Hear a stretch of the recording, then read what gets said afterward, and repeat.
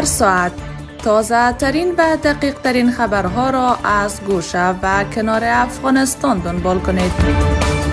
از تحولات امنیتی و سیاسی تا موضوعات اجتماعی، فرهنگی و اقتصادی را با رویکرد بی‌طرف و متوازن به شما می‌رسانیم. رادیو کندوز، آگاهی، اعتماد و صدای مردم افغانستان.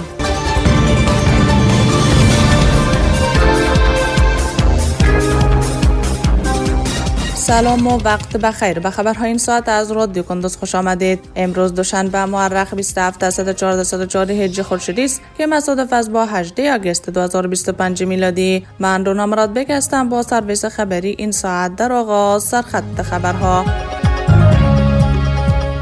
امضای قرارداد 4 پروژه برق میان افغانستان و ازبکستان. کمک 83 متریک تن مواد طبی از سوی سازمان جهانی صحت به مراکز صحی افغانستان.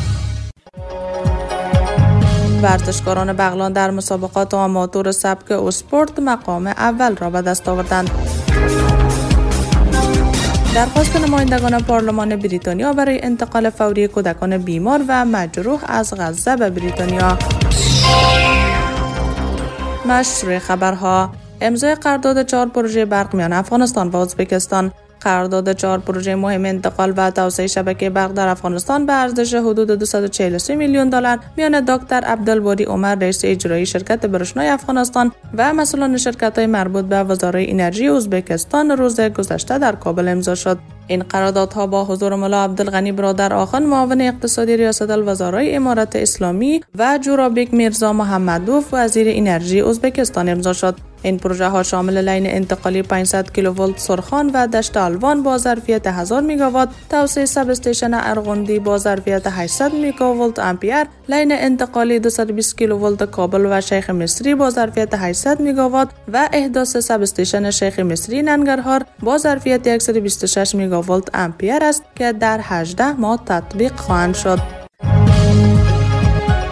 کمک 83 متریک تن مواد طبی از سوی سازمان جهانی صحت به مراکز صحی افغانستان. سازمان جهانی صحت اعلام کرده که 83 متریک تن مواد طبی و سایر مواد ضروری را به 31 مرکز صحی در افغانستان کمک کرده است. سازمان جهانی صحت WHO روز یکشنبه در صفحه فیسبوک خود نوشته که به مقدار 83 متریک تن مواد طبی نجات بخش را که شامل بسته‌های جراحی و عاجل، ست‌های جراحی و پانسمان و سایر مواد مصرفی ضروری می باشد به 31 مرکز صحی در 7 زون افغانستان اهدا کرده است. منبع نوشته است که این مواد تا 3 ماه آینده در تداوی جراحی 20,000 مریض داخل بستری کمک خواهند کرد. ورزشکاران بغلان در مسابقات آماتور سبک اسپورت مقام اول را به دست آوردند. ورزشکاران بغلان مقام اول مسابقات آماتور سبک اسپورت را که میان ورزشکاران 5 ولایت برگزار شده بود حاصل کردند. قاری محمد امیری مسئول تربیت بدنی و ورزش بغلان گفت که این مسابقات به مناسبت 4مین سالگرد پیروزی امارت اسلامی با حضور 70 ورزشکار از کابل، بدخشان، تخار، کندوز و بغلان در رده‌های سنی نوجوانان، جوانان و بزرگسالان در بغلان برگزار شده بود. در نتیجه این مسابقات ورزشکاران بغلان با کسب بیشترین امتیاز مقام نخست، کندوز مقام دوم و کابل مقام سوم را به دست آوردند. و خبر اخیر: درخواست نمایندگان پارلمان بریتانیا برای انتقال فوری کودکان بیمار و مجروح از غزه به بریتانیا.